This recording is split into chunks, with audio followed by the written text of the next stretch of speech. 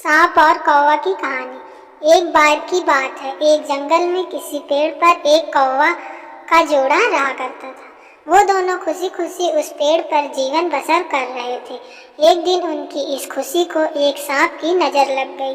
जिस पेड़ पर कौवों का घोंसला था, उसी पेड़ के नीचे बने बिल में सांप रहने लगा था।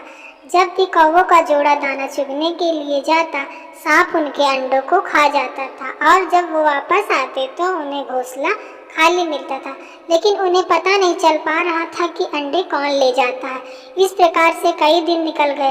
एक दिन कौवों का जोड़ा दाना चुग कर जल्दी आ गया तो उन्होंने देखा कि उनके अंडों को बिल में रहने वाला एक सांप खा रहा है। इसके बाद उन्होंने पेड़ पर किसी ऊंचे स्थान पर छुपकर अपना घोंसला बना लिया। सांप ने देखा कि कौवों का जोड़ा पहले वाले स्थान को छोड़कर चला गया है, लेकिन शाम होते ही दोनों वापस पेड़ पर आ जाते हैं। इस प्रकार कई दिन निकल गए। कौवा के अंडों में से बच्चे निकल आए और वो बड़े होने लगे। एक दिन सांप को उनके नए घोंसले का पता चल गया और वह कौवों के जाने का इंतजार करने लगा।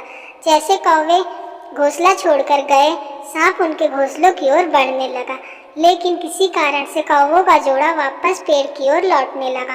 उन्होंने दूर से ही सांप को उनके घोंसले की ओर जाता देख लिया और जल्दी से वहां पहुंचकर अपने बच्चों को पेड़ की ओट में छुपा दिया। सांप ने देखा कि घोंसला खाली है तो वह कौवों की चाल समझ गया और वापस बिल में जाकर सही मौके का इंतजार करने लगा। इसी बीच कौवों ने सांप से पीछा छुड़ाने के लिए एक योजना बनाई। कौवा उड़कर जंगल के बाहर बने एक राज्य में चला गया। वहाँ एक सुंदर महल था। महल में राजकुमारी अपनी सहेलियों के साथ खेल रही थी।